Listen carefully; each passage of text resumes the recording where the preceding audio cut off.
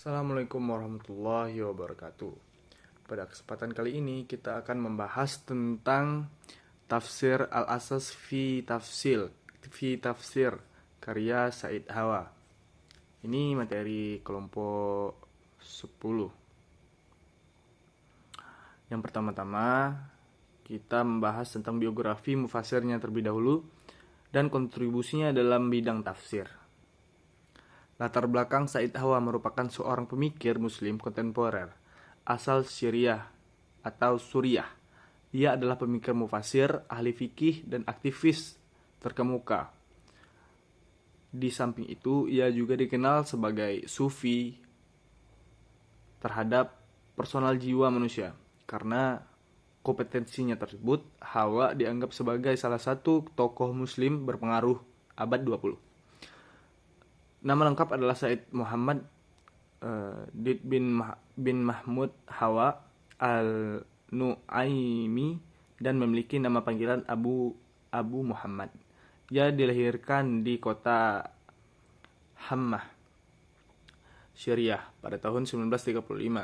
Menurut autobiografi Hawa yakin ini Haji Tajaribati wa Zahzi Syahadati. Keluarga ayahnya adalah keturunan dari suku Al-Naim yang silsilahnya bersambung kepada Nabi Muhammad SAW. Kemudian beliau pada tahun 1955 Hawa mendaftar sebagai mahasiswa Fakultas Hukum Islam di University Damaskus. Di sana ia mendapatkan bimbingan berbagai guru seperti Mustafa Al-Sibai. Pada saat bersamaan, Hawa juga melanjutkan pendidikan tasawufnya di bawah bimbingan sejumlah syekh di sana. Karena meningkatkan ketegasan antara rezim Ba'si dan Ikhmul Muslimin di Suriah, Said Hawa menghabiskan periode antara 1966 dan 1971 di Arab Saudi, di mana ia menulis karya-karya besarnya, termasuk salah satu kitab yang menjadi karya masyhurnya, yakni Jund Allah Sakafatan wa akhlaqan, prajurit Tuhan secara budaya dan moral. Adapun latar belakang penamaan kitab Al-Asas fi Al-Tafsir ini, kitab Al-Asas ini dinamakan oleh penyusun dengan alasan dengan Al-Asas fi Al-Tafsir bila dipahami dengan pengertian 51 bahasa Indonesia seperti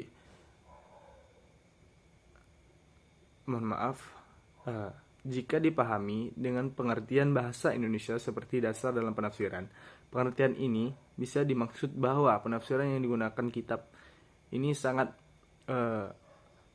memperhatikan hubungan antara manusia Al-Quran.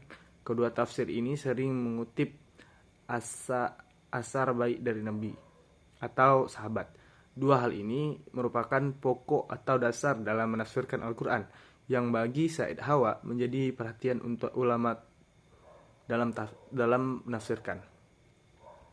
Pengertian ini bisa dimaksud bahwa penafsiran yang digunakan kitab ini sangat memperhatikan hubungan antara yang ayat dan ada kesesuaian yang dalam ilmu tafsir dikenal dengan munasabah Al-Quran.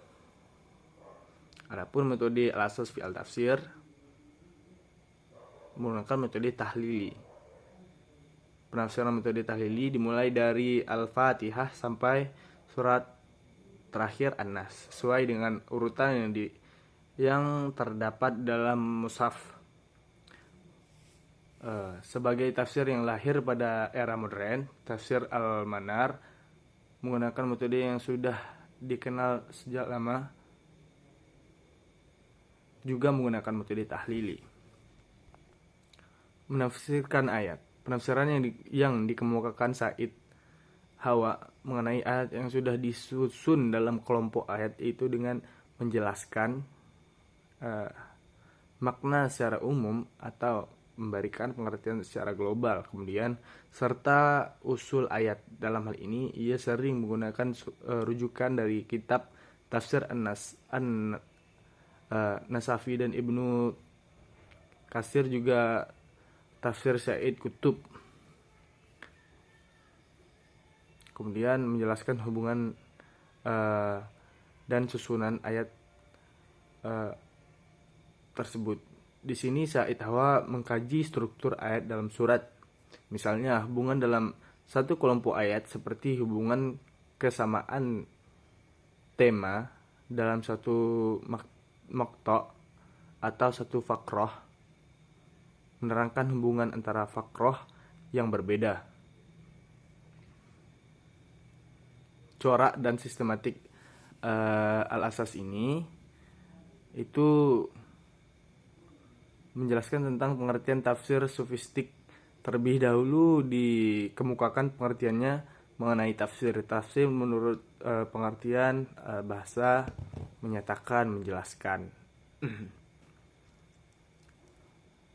Dan definisi yang dikemukakan oleh ulama tafsir pada intinya menjelaskan bahwa yang dimaksud tafsir adalah upaya menjelaskan makna Al-Quran.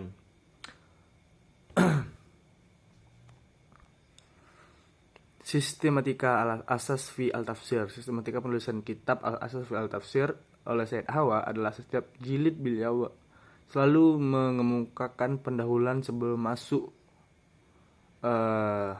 dalam penafsiran surat Al-Quran. Paparan menyatakan kategori surat sesuai dengan dibagi menurut jumlahnya ayat oleh Said Hawa. Setiap surat yang ditafsirkan terlebih dahulu pada awal surat dijelaskan maksudnya dengan surat-surat lainnya. Biasanya dikutip dari penjelasan Said Kutub dalam tafsir fi Zilalil Quran dan Al-Alusi dalam tafsir Rahul Ma'ni. Runtutan penafsiran disesuaikan dengan urutan surat-surat seperti yang terdapat dalam mushafnya. Mungkin itu saja pemaparan makalah dari kelompok 10. Lebih dan kurang saya mohon maaf. Saya tutup dengan wabillahi taufiq wal hidayah.